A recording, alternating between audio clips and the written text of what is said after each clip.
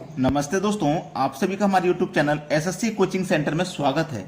10 और 100 के बीच कुल कितनी अभाज्य संख्याएं हैं?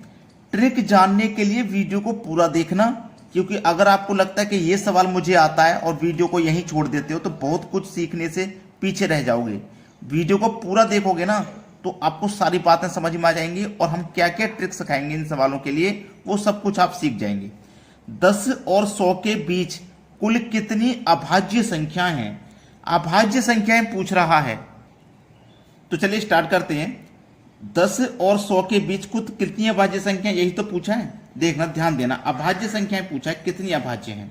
मैं आपको एक चीज बता देता हूं कि अगर 1 से लेके 100 तक पूछे, कभी भी 1 से लेके 100 तक कितनी अभाज्य हैं, तो 1 से लेके 100 तक अभाज्य संख्या होती है 25। अगर पूछे 1 से लेके 50 तक कितनी अभाज्य संख्याएं हैं, तो 1 से लेके 50 तक होती हैं 15। कभी यह भी पूछ लेता है कि 51 से लेके 100 तक कितनी अभाज्य संख्या हैं, 51 से और 100 के बीच में होती हैं अभाज्य संख्याएं 10। ठीक है, लेकिन उसने क्या पूछा है, उसने पूछा 10 और 100 के बीच में, 10 और 100 के बीच में पूछा उसने। ठीक है, 10 के बाद 1 से लेके 100 तक 25 होती हैं, लेकिन 1 से लेके 10 तक कितनी अभाज्य होती हैं? चलिए, सबसे पहली अभाज्य 2, 2 के बाद में 3, 3 के बाद में 5, 5 के बाद में 7। ये 4 संख्या हैं जो 1 और 10 के बीच में आती हैं अभाज्य। ये 4 संख्याएं, तो 1 से लेके 100 तक टोटल तो होती हैं 25।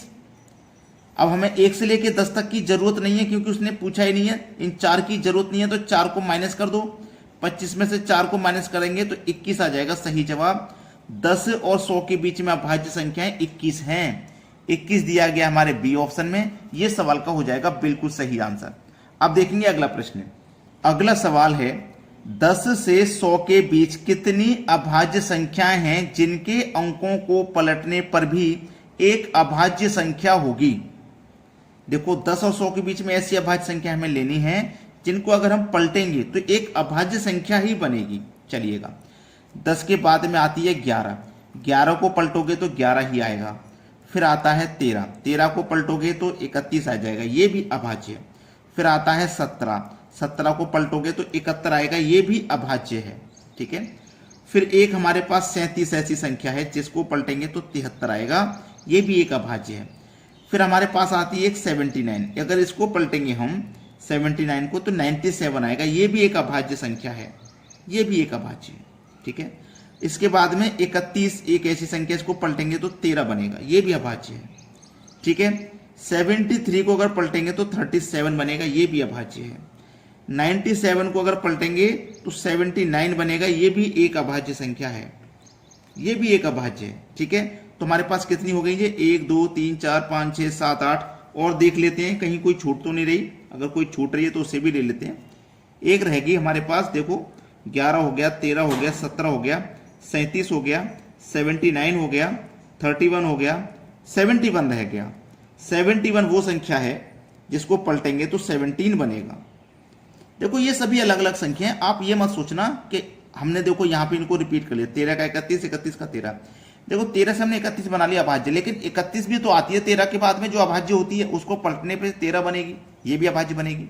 तो 1 2 3 4 5 6 7 8 9, टोटल 9 संख्याएं ऐसी हैं जिनको पलटने पर फिर से अभाज्य संख्या मिलती है 9।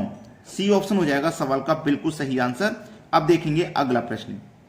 अगला प्रश्न है, ये जो प्रश्न है ना, ये फॉर्मूला पे आधारित है। देखो, ए का क्यू प्लस बी का क्यू प्लस सी का क्यू माइनस 3ab बटे में आ जाइए, A square plus B square plus C square minus A B minus B C minus C ए।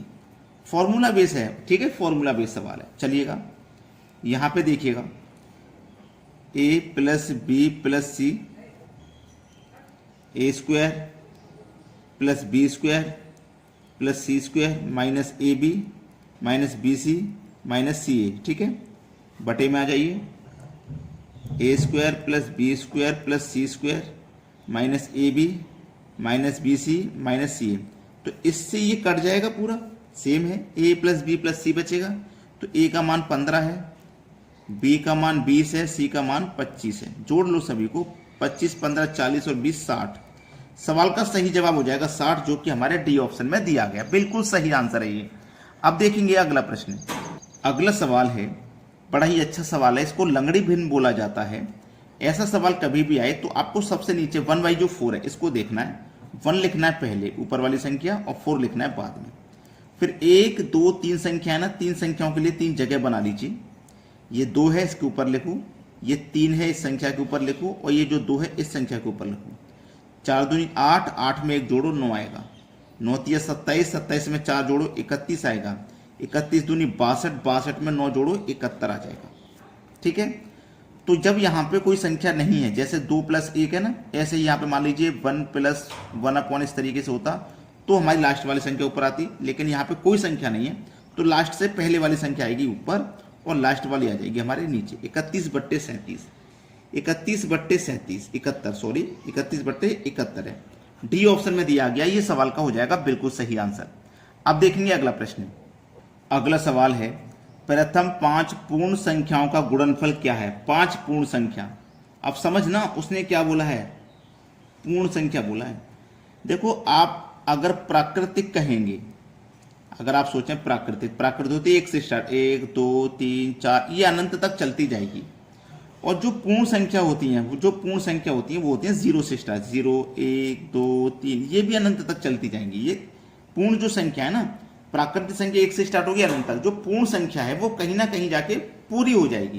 पूर्ण का मतलब है पूरी हो जाएगी। अब वो कहां से स्टार्ट होगी? 0 से।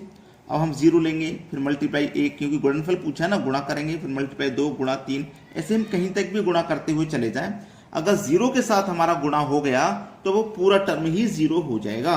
तो इसका मतलब आंसर हमारा 0 आ जाएगा। बी ऑप्शन बिल्कुल सही जवाब है। चलिए अब देखते हैं अगला सवाल। अगला सवाल है, चक्रवृद्धि ब्याज पर निवेश की गई राशि 3 वर्ष में 7,800 तथा 5 वर्ष में 11,232 हो जाती है, प्रतिशत दर क्या होगी? बड़ा ही अच्छा सवाल, बेहतरीन क्वेश्चन। कोई राशि है, ठीक है, ये 3 साल में कितनी होगी? 7,800 और 5 साल में ये कितनी होगी? 11,232 हो गई। ये 3 साल लगे, ये 5 साल, तो यहां से यहां तक कितना समय लगेगा? होगा 2 साल का, तभी तो टोटल 5 साल हुई है ये। ठीक है, जहां तक किसी को कोई समस्या बिल्कुल भी नहीं होगी।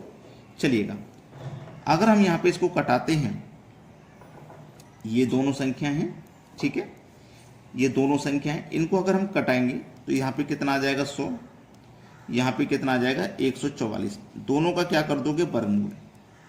100 का वर्गमूल 10, 144 का वर्गमूल 12। कोई राशि 10 से 12 हो गई तो 2 बढ़ गई, कितने पे? 10 पे। प्रतिशत के लिए 100 से गुना, 10 से 100 कट गया, 10 बार में 2 का 10 का गुना कर दो 20। आंसर आ गया 20%, जो कि हमारे बी ऑप्शन में दिया गया है। ये सवाल का हो जाएगा बिल्कुल सही आंसर। किसी भी बच्चे को यहाँ पे कोई भी समस्या नहीं आएगी। वीडियो देख लिया, समझ में आ गया, अच्छा लगा और लाइक नहीं किया तो गलत बात है भाई, लाइक कर देना सभी बच्चे। ठीक है दोस्तों, धन्यवाद।